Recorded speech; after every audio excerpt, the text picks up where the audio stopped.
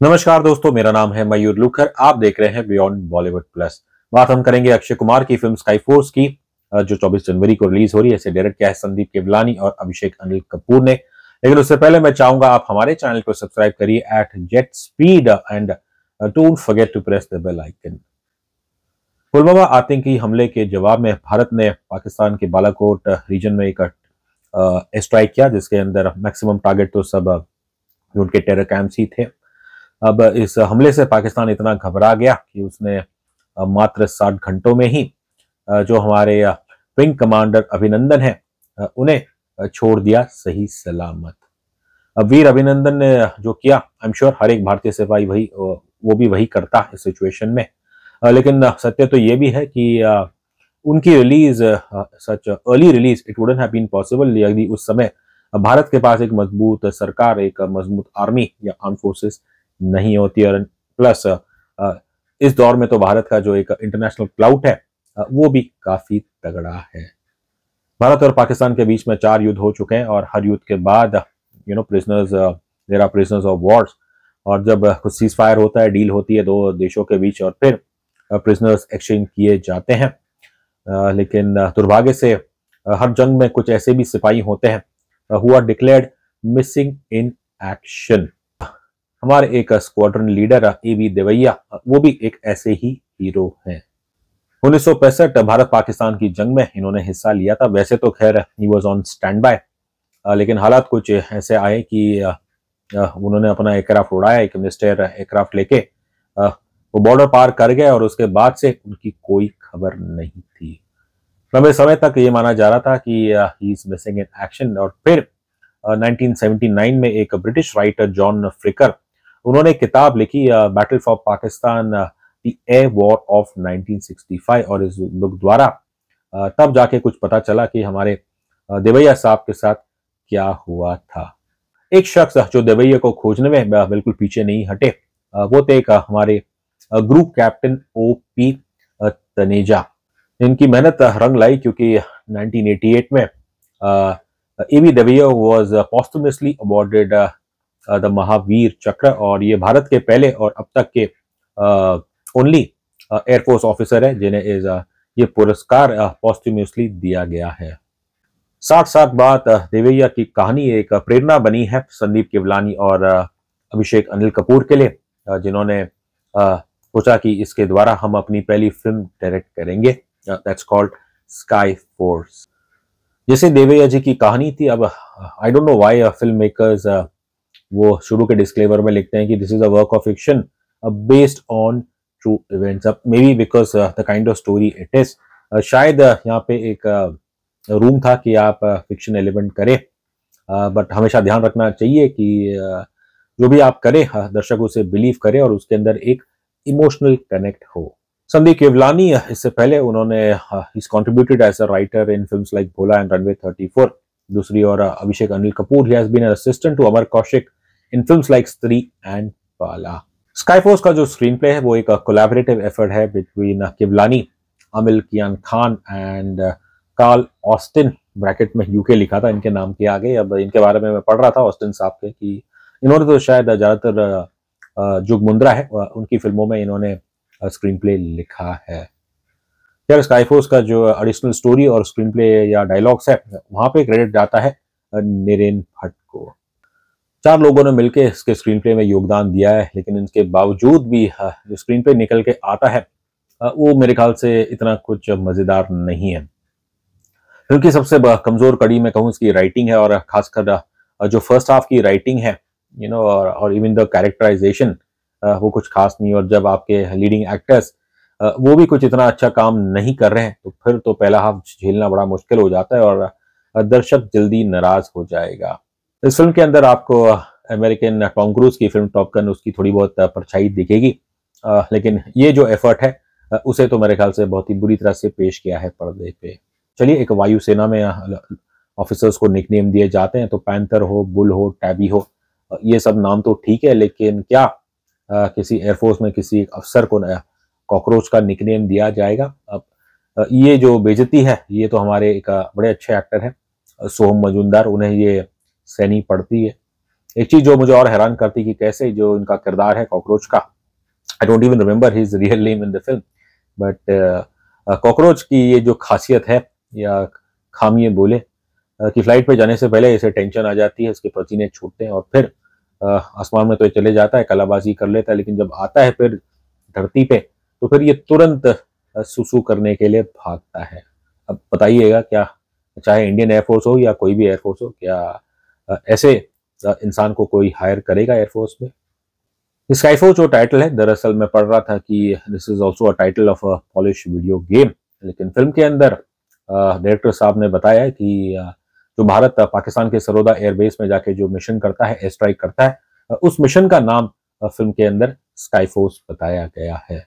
1965 की जंग ये पहली बार था जब भारत और पाकिस्तान के युद्ध में एयर स्ट्राइक्स इस्तेमाल की गई है दोनों तरफ से, और उस समय पाकिस्तान के पास कुछ 12 स्टार फाइटर्स एयरक्राफ्ट उसे भेज दिए थे अमेरिका ने, और इंडिया की जो फ्लीट थी उसके मुताबिक अगर आप देखें तो जो इंडियन एयरक्राफ्ट थे वो इतने मजबूत नहीं थे in comparison to star fighter. Bharat के पास उस समय एक फॉलन जीनाट एयरक्राफ्ट और डसॉल्ट के मिस्टर एयरक्राफ्ट ज्यादा थे।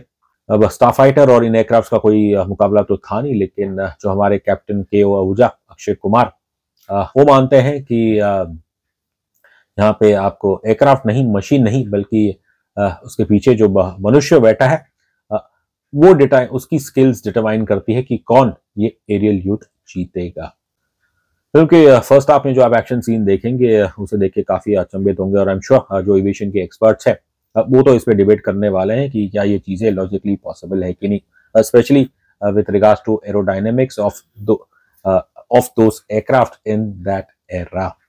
टैबी का जो किरदार है प्लेड बाय वीर पहाड़िया, अब ये भाई साहब इतने डेयरडेविल है कि एक कैनियन के बीच में जहाँ पे सामने से रेल की पटरी है, एकदम बिल्कुल जमीन से छू रहे हैं और फिर एकदम से ये अपना एयरक्राफ्ट ऐसे करते हैं और फिर फायर करते हैं। अब क्या ये लॉजिकली पॉसिबल है? अब इसका जवाब भी तो हमारे एविएशन एक्सपर्ट्स ही दे सकते हैं। खैर, एक्शन से ज्यादा जो शायद यहाँ पे डिसअपॉइंट करती है वो जो लोग है जो एक्शन कर रहे हैं।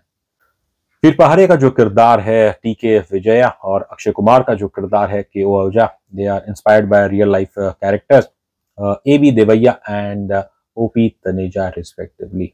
बॉलीवुड फिल्म है तो इसके अंदर सच्ची कहानी भी ले लेते हैं, लेकिन जो कैरेक्टर्स होते हैं उन्हें फिक्शनल नाम दे देते हैं।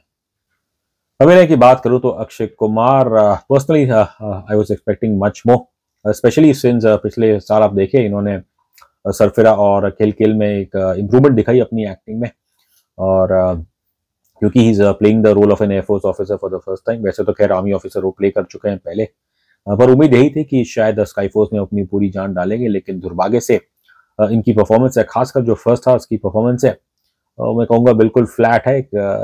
जो खामियां अक्षय कुमार की है बतौर एज एन एक्टर वो आपको फर्स्ट हाफ में देखने को मिलती है। सेकेंड हाफ में आप देखें, खासकर फिल्म के जो आखिरी 20-30 मिनट है उसमें हाँ अक्षय कुमार ने मेरे ख्याल से अच्छा काम किया, और उसकी बदौलत एक ओवरऑल मैं कहूँगा इन्होंने एक सम्मानजनक परफॉर्मेंस ही दी है। इन पिछले 2-3 सालों में अक्षय कुमार की काफी फिल्में फ्लॉप हुई है, और जो एक कॉमन आलोचना रही है अक्षय कुमार के लिए क्रिटिक्स द्वारा कि ये उन्हें बतौर एक्टर अपने आप को रीइन्वेंट करना पड़ेगा, लेकिन जो स्काईफोर्स में जो उनकी परफॉर्मेंस है वो तो मेरे ख्याल से उस हिसाब से तो कुछ उन्होंने अपने आप को रीइन्वेंट नहीं किया है। खैर, इन राइटिंग कमजोर है तो फिर इनके जो डायलॉग्स भी है कुछ अजीब और गरीब डायलॉग सुनने को मिलते हैं। फिल्म के अंदर एक सीन है जहाँ पे टेलीफोन पे शायद बात हो रही है और हमारे आहूजा साहब बात करते हैं गीता सारा अली खान से, जो कि टी.के. विजया की पत्नी है, और वो उनसे कहते हैं कुछ कि आपका पति एक गुड पायलट है तो इसलिए आपको बेटी होगी। तो फिर क्या इस हिसाब से वो एयरफोर्स ऑफिसर्स जिनके बेटे होते हैं क्या वो बैड पायलट्स है? टैबी एक बुरा पायलट बिल्कुल भी नहीं है, लेकिन सवाल यह है कि क्या वीर पहाड़िया क्या वो एक अच्छे एक्टर है? इनकी परफॉर्मेंस आप देखें तो स्क्रीन प्रेजेंस कुछ खास नहीं है, डायलॉग डिलीवरी बिल्कुल कमजोर, एंड एक पैशन की ओवरऑल इनमें कमी है, एक जज्बा नहीं है। ऐसे रोल के लिए आपको एक जोशीला होना चाहिए, लेकिन वो एनर्जी इनके अंदर बिल्कुल नहीं है, and there is no emotional connect to his when you see him on the screen. अब क्या बस आपका नाम वीर हो तो क्या उस हिसाब से आप ये किरदार प्ले कर सकते हैं? ऐसा तो हो नहीं सकता, और इनकी कास्टिंग को लेकर सवाल खड़े होंगे। And as we all know he has a privileged background, और इनके कनेक्शन भी पास्ट कनेक्शन है, तो क्या इनके कारण इनकी कास्टिंग हुई?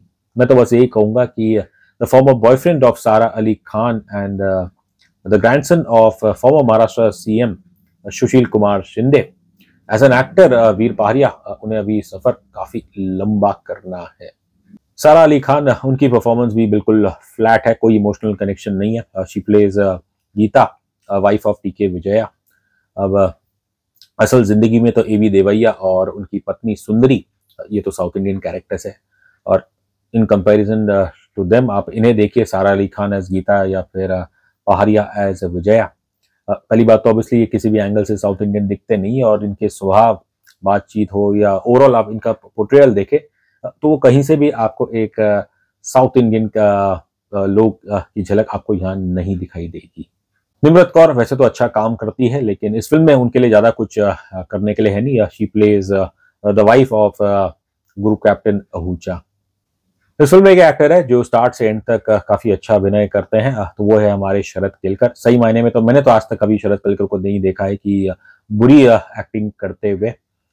He plays this character of Flight Lieutenant Amjad Hussain of the Pakistani Air Force. स्काईफोर्स में अपना एक सटल पॉलिटिकल एजेंडा तो है ही, लेकिन अच्छी बात यह है कि फिल्म का जो एक मैसेज आपको मिलता है, that is of honour between enemies, वो मेरे ख्याल से बहुत ही क्लासी है, और इसके लिए क्रेडिट देना पड़ेगा दोनों डायरेक्टर्स को कि कैसे उन्होंने अपनी इस फिल्म में कोई जिंगोइज्म आपको यहाँ पे देखने को नहीं मिलेगी। By the time this film finishes, ना सिर्फ हमारे आहूजा साहब बल्कि जो भारतीय दर्शक है वो भी मेरे ख्याल से जो रियल अमजद हुसैन साहब है तो उनकी रिस्पेक्ट करेंगे।